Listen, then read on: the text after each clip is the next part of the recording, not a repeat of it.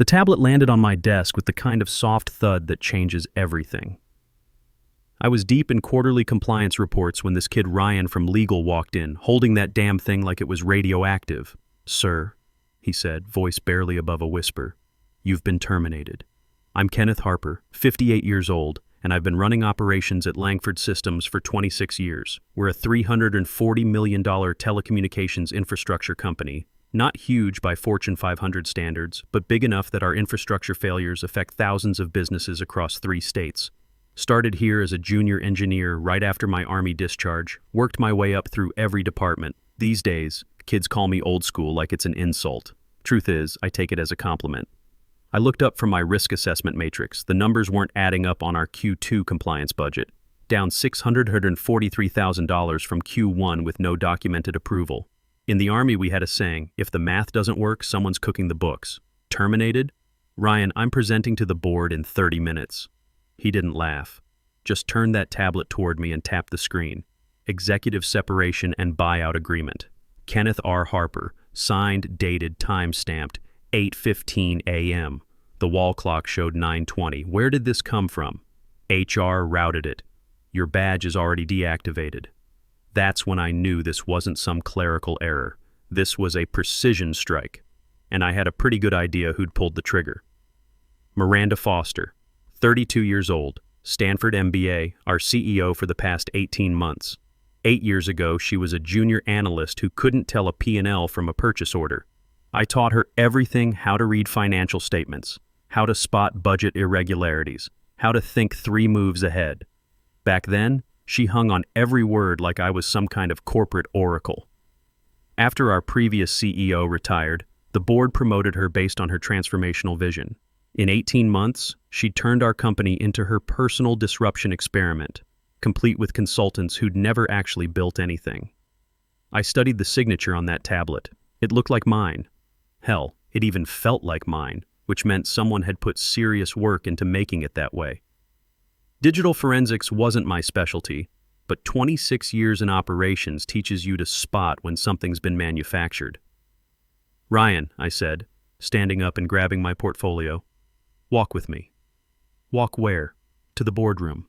His face went white. "Mr. Harper, I don't think you're allowed." "Son, if you think a PDF and a deactivated badge are going to stop me from walking into that room, then you haven't been paying attention for the past 26 years. See, here's what these MBA types never understand. They think corporate warfare is about PowerPoints and buzzwords. But I learned strategy in places where mistakes got people killed. You don't react, you prepare. You don't fight fair, you fight smart." 4 weeks earlier, I'd been sitting in my office working through budget variance reports when I noticed the first anomaly. Our compliance department had been allocated $2.1 million for Q2, standard amount about 0.6% of our annual revenue. Critical stuff too. SEC filings, audit preparations, risk assessments, the kind of boring but essential work that keeps companies out of federal prison. But the actual spending showed only $1.457 million, missing $643,000 with no board approval, no documentation, just vanished like morning fog. I didn't panic, didn't fire off angry emails to accounting.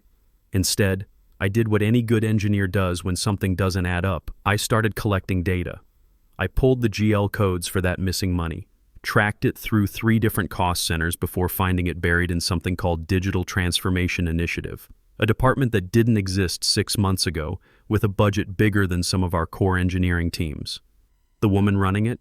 Brianna Walsh, Miranda's 26-year-old niece whose biggest achievement was a Northwestern marketing degree and 50,000 Instagram followers. That night, I went home and opened a beer, just one, never more when I'm thinking, and started making lists. Assets, liabilities, allies still in the building. On the last page, I wrote one name in all caps: Titan Industries, LLC. Most people forget about corporate structures they're not actively using. I've been maintaining Titan for 15 years, ever since the 2008 crash when I used it to buy distressed commercial properties. Kept it alive, paid the fees, maintained the registered agent. In military terms, I kept my weapons clean even when I wasn't expecting to fight. But Titan wasn't just my investment vehicle. Back in 2003, when Langford was desperate for strategic partnerships, old Bill Langford had issued what he called founders' shares to early supporters. 5 Class C shares to Titan Industries, each carrying special voting provisions. Most corporate shares are straightforward 1 share, 1 vote. But Class C shares were different. They carried 20-to-1 voting power on matters of executive governance. Our board structure allocates 180 total votes, 7 board members with 20 votes each, plus 40 institutional shareholder votes. Bill designed them as protection against corporate coups. Do the math. 5 shares times 20-to-1 voting power equals 100 votes. That's 55.6% control of any executive decision. The beautiful part? Those shares only activated under specific conditions, involuntary termination of strategic personnel without formal board approval. Bill Langford had built a fail-safe into his own company's DNA, protection against exactly what Miranda was trying to do. I finished my beer and started planning. Let me back up and tell you about Bill Langford, because understanding him is key to understanding how I knew exactly what to do. Bill founded this company in 1987 with $50,000 borrowed against his house and a vision to build telecommunications infrastructure that actually worked. Back then, most telecom was either overpriced garbage from big corporations or cheap junk that failed when you needed it most. Bill wanted to build something in between reliable, affordable, and built to last. I met him in 1997 when I was interviewing for the engineering position. Fresh out of the Army, 32 years old, looking for a place where my logistics and systems experience mattered. Most companies wanted kids straight out of college they could mold. Bill wanted someone who understood that infrastructure failures got people killed. "Harper," he said during my interview, "in the Army, what happened when your communication systems failed?" "People died, sir." "Exactly. Here, when our systems fail, businesses die. Same principle, different battlefield. You interested in keeping things alive?" I was. Bill taught me everything about corporate structure, not from business school textbooks, but from 40 years of building something real. He showed me how to read financial statements like military intelligence reports, how to spot weaknesses before they became disasters, how to plan for scenarios that MBA types never considered. Most importantly, he taught me about corporate defense systems. "Ken," he said one afternoon in 2003, "someday some hotshot with an MBA is going to try to take this company apart. They'll call it optimization or efficiency or some other consultant buzzword. When that happens, I want you to have the tools to stop them." That's when he explained the Class C shares. "These aren't about money," Bill said, showing me the incorporation documents. "They're about control. 5 shares, 20-to-1 voting power, but only on executive governance matters. They sleep until someone tries to fire strategic personnel without proper board oversight." "Why 20-to-1?" I asked. "Because mathematics," Bill replied with that dry engineer's smile. 5 times 20 equals 100 votes. Our board allocates 180 total governance votes. 7 members get 20 each, plus 40 institutional votes. That means these shares control 55.6% of executive decisions, but only when activated by improper termination procedures. Who controls them? Your investment company, Titan Industries. I trust you to use them only when the company's survival is at stake. Bill died 8 years ago. Heart attack at his desk, working late on quarterly projections like always. The memorial service filled our biggest conference room, but the real tribute was keeping his company alive. Miranda Foster never met Bill. She'd been CEO for 18 months, promoted after our previous CEO retired. Never learned that sustainable growth comes from understanding your foundation, not disrupting it every quarter. In 18 months, she'd turned a machine that worked perfectly into her personal optimization experiment. Here's how I knew she was coming for me. 3 weeks before the termination ambush, I was reviewing departmental org charts when I noticed my position had been quietly removed from the Q3 planning documents. Not reassigned, not restructured, just gone. Director of Strategic Operations had been absorbed into digital transformation, now run by Brianna Walsh. That same week, I got a call from our insurance broker. "Ken, we need to discuss your cybersecurity certifications. Corporate liability wants updated documentation for all executives with system access." Standard request, except I wasn't on the list. Miranda's assistant had removed me from executive cybersecurity protocols without telling anyone. In practical terms, that meant I was being systematically disconnected from critical infrastructure access. They were cutting my communication lines before the attack. I started documenting everything, every budget anomaly, every questionable expense, every regulation Miranda's team had bent or broken while playing corporate transformation. The $643,000 moved from compliance was just the beginning. I found $52,000 charged to team-building retreat in Napa Valley. Receipts showed spa treatments, wine tastings, and premium hotel suites for Miranda's entire leadership circle. 0 actual team-building activities. Then there was Zenith Digital $125,000 in consulting fees over 6 months to a company incorporated by Sarah Mitchell, Brianna's Northwestern roommate. I pulled their deliverables, 47 PowerPoint slides about digital synergy and disruption matrices, graduate-level nonsense that could have been written by AI. But the real smoking gun was the investor presentation. Miranda had been pitching Meridian Capital for $15 million in bridge funding money we needed for our 5G infrastructure expansion. In her materials, she listed Brianna Walsh as Director of Digital Strategy, a position that was never approved by the board. Materially misrepresenting internal leadership during a capital raise is securities fraud, plain and simple. 3 felonies and counting. That night, I called Ellis Dorman, my tax attorney since the early 2000s. Ken, thought you'd retired to fish and play golf. Not yet. I need Titan Industries reactivated, full corporate standing, still got all the paperwork. What's the situation? Class C shares, need to invoke the proxy reversion clause. Long pause. Ellis had helped draft those original agreements. Someone trying to stage a coup? Already staged. They just don't know I'm still holding the nuclear codes. Ellis laughed. Give me 48 hours. Titan will be fully operational with updated proxy authority and voting certification.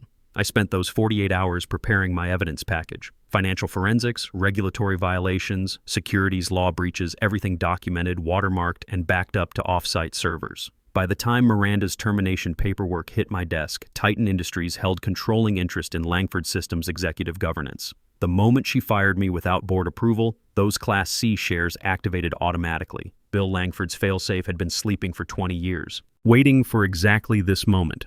Miranda thought she was playing chess. I was about to show her she'd been playing checkers on a minefield. The elevator was broken, so we took the stairs. 5 floors, but I didn't break a sweat. Ryan was panting by floor 3. "Mr. Harper," he wheezed, "if that signature really is yours." I stopped, looked back at him. "Son, I guess we're about to find out what happens when you try to outmaneuver someone who spent 12 years in the Army before you were born." Then I pushed open the boardroom door. The room went dead silent. 7 board members, 1 glass table, and a PowerPoint still showing my title on the first slide. Director of Strategic Operations Kenneth Harper. My chair at the end was empty.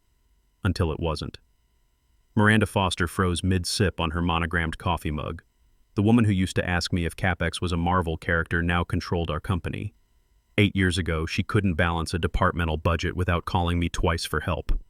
"Ken," she said, forcing that MBA smile, "I think there's been some confusion." "Apparently so," I replied, setting my portfolio on the table. "You weren't supposed to see me here." Ryan cleared his throat behind me, still clutching that tablet like a life preserver. "Excuse me, Kenneth Harper has been removed from the active roster as of 8:15 this morning." He turned the tablet toward the group. "Per Section 4B of the buyout agreement, his badge has been deactivated. This digital signature is verified." I stepped forward, studying the tablet like I was reading a grocery list. My own name stared back in perfect cursive. The timestamp matched. It looked real because someone had worked damn hard to make it that way. "Miranda," I said, "I'd like to begin my presentation." She blinked. "Ken, you're not on the roster anymore. The document shows you accepted the severance package. Then I suppose I'm doing this pro bono."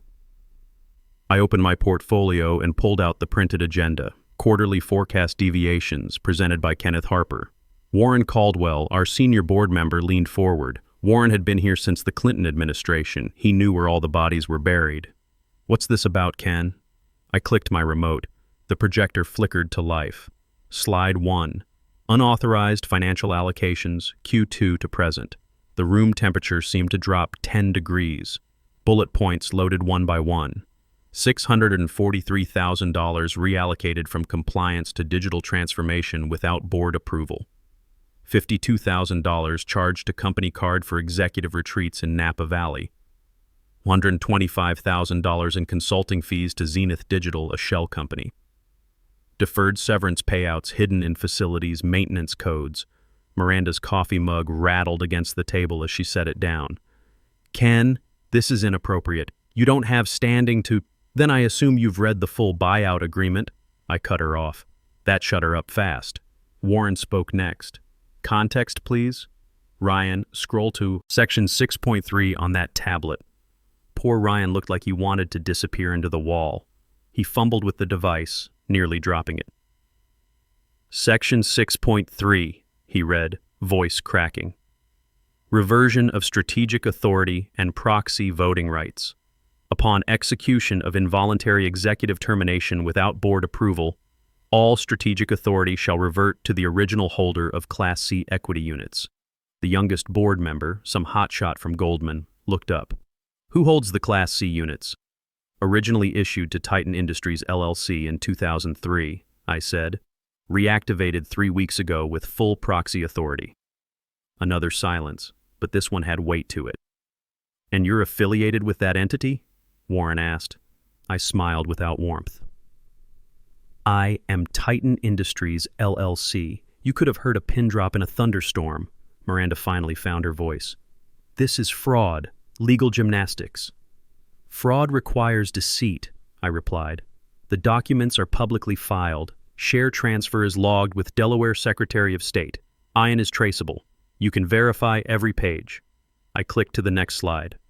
But let's talk about actual fraud. The screen showed my forensic analysis. Every unauthorized transaction, every backdated approval, every regulation Miranda's team had violated while playing CEO. $52,000 for team building that was actually family vacations. Brianna Walsh listed as Director of Digital Strategy in investor memos, despite no formal board appointment. That memo supported our pitch to Meridian Capital for $15 million in bridge funding money we needed for our 5G infrastructure expansion. Materially misrepresenting internal leadership during a capital raise is securities fraud, plain and simple. Warren was taking notes now. The Goldman guy was typing furiously on his phone. Class C shares carry 20-to-1 voting power on executive governance matters, I continued. 5 shares equals 100 votes. Our board structure allocates 180 total votes, 7 board members with 20 votes each, plus 40 institutional shareholder votes. My 100 votes represent controlling interest. I pulled out a flash drive and set it next to my portfolio. Complete documentation. Chronological, watermarked, with backup copies uploaded to off-site counsel. Miranda stood up like the chair was on fire. This is absurd. You don't have authority. You gave it to me, I said, my voice steady as concrete. The moment you signed that buyout without reading Section 6.3, the moment you decided disruption meant gutting oversight, the moment you forgot who taught you how to read a balance sheet. I clicked to the final slide.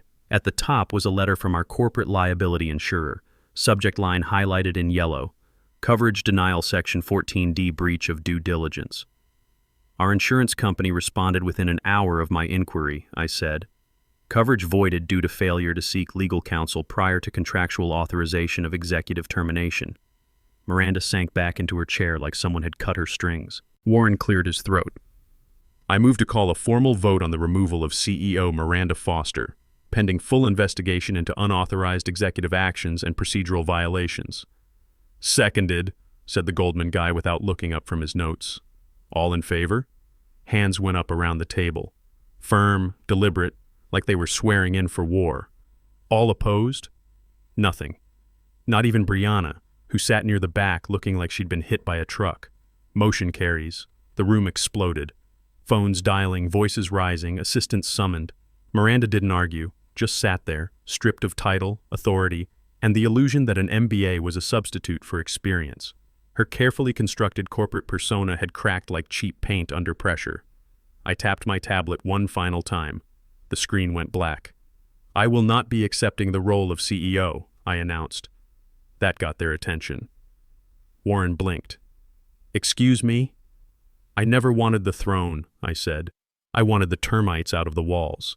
Another board member asked, Then who do you propose? Amanda Bright from finance. She's been quietly untangling Miranda's budget mess for months, flagged every inconsistency I showed you today, never asked for credit, never looked the other way when the numbers didn't add up. Warren nodded slowly. I'll schedule a closed session for appointment review. I reached into my portfolio and pulled out a sealed envelope. Thick ivory paper, my name written in fountain pen across the front. My actual resignation, I said, handing it to Warren. Dated, signed, effective tomorrow. This time, my own signature. Warren took it with both hands like it was a lit match. I didn't wait for applause or protest, just nodded once, turned, and walked toward the door. Behind me, the room exploded. Phones dialing, voices rising, assistants summoned. Brianna asked something about severance packages and got stares sharp enough to draw blood. I didn't turn back. The elevator was working now. I pressed the button and waited, thinking about what Bill Langford would say about today's events. He'd probably laugh that dry engineer's laugh and say something like, "Ken, sometimes the best way to fix a machine is to let it break down completely first." The doors opened. I stepped in and pressed the lobby button. As the floors counted down, I thought about the last 26 years, the projects we'd built, the problems we'd solved, the people I'd trained who went on to build their own careers. Miranda was just one mistake in a quarter-century of getting things right, but she was a mistake worth fixing. My phone buzzed. Text from Amanda Bright. Board voted unanimously. I'm interim CEO. First order of business. Forensic audit of all transactions since January. Second order, you're hired as senior strategic advisor if you want it. I smiled and typed back, "Thanks, but I'm thinking about buying a boat. Let me know if you need any help navigating rough waters." The elevator doors opened on the lobby floor. I walked through those glass doors one last time, knowing I'd left the company in better hands than I'd found it. Here's what these MBA types never understand. It's not about the title or the corner office or the monogrammed coffee mugs. It's about building something that lasts, something that works, something that matters. I got in my truck, rolled down the windows, and started the drive home. The radio was playing some classic rock station, and for the first time in months, I actually listened to the music instead of planning my next move. That evening, I opened a beer, a good one this time, not the cheap stuff I drank while plotting corporate warfare and sat on my back porch. 26 years of corporate battles, and this one felt like the most important. Not because I won, because I'd protected something worth protecting. My phone rang. Ellis Dorman, my attorney. "Ken, just got word from the Delaware Secretary of State. Titan Industries proxy authority has been formally transferred back to dormant status. Clean separation." "Good. Keep the entity active, though. You never know when you might need good corporate hygiene." Ellis laughed. "Planning another coup?" "Planning retirement. But like Bill always said, keep your weapons clean." The next morning, I drove back to the office one final time. Not to clean out my desk, I'd done that weeks ago when I saw this coming, just to walk the halls and remember what we'd built. The engineering department was buzzing with activity, junior engineers working on infrastructure projects that would keep communications running for businesses across 3 states. These kids understood that reliability mattered more than buzzwords. I stopped by Amanda's office. She was already behind the CEO desk, laptop open, calculator in hand, working through budget reconciliations. "How's it feel?" I asked. She looked up, smiled. Terrifying. But the math is starting to make sense again. That's how you know you're doing it right, when the numbers tell a story instead of hiding one. "Ken, I meant what I said about the advisory position. This company needs institutional knowledge." I thought about it for exactly 3 seconds. Part-time consultant, monthly retainer. I show up when you need help reading corporate tea leaves. Deal. We shook hands. Her grip was firm, confident. She'd be fine. I walked back through the lobby one more time, past the reception desk where I'd signed in thousands of mornings, past the conference rooms where I'd sat through countless meetings, past the offices where I'd trained dozens of employees who went on to bigger things. In the parking lot, I ran into Warren Caldwell getting out of his Mercedes. "Ken, heard you might stick around in some capacity. Part-time. Amanda's got good instincts, but this place has a lot of history she'll need to navigate." Warren nodded. "What you did yesterday that took preparation and patience." Sometimes you have to wait for people to make their own mistakes. Miranda's finished, you know. SEC inquiry starts Monday. Board's voting her complete separation at tomorrow's emergency session. I wasn't surprised. Securities fraud has a way of ending careers permanently. What about Brianna? Back to whatever 26-year-olds with marketing degrees do. Probably starting a lifestyle blog. We stood there for a moment, two old hands who'd seen too many corporate wars. Ken, can I ask you something? Why didn't you want the CEO job? With those Class C shares, you could have run this place however you wanted. I thought about Bill Langford, about the difference between power and responsibility, about the kind of legacy worth leaving behind. Warren, I spent 26 years learning how to keep this company running, but running it was never the point. The point was making sure it kept running after I was gone. I got in my truck and drove home, past strip malls and office parks, past the infrastructure we'd built to keep businesses connected and communities functioning. At the next red light, I pulled out my phone and called my son Michael, who was finishing his MBA at Wharton. Dad? Everything okay? Everything's fine. Just wanted to tell you something. When you graduate and start looking for that first real job, find a company that builds things, not a company that disrupts things or optimizes things. Find people who actually build something useful and figure out how to make it better. Okay, Dad. Any particular reason for the career advice?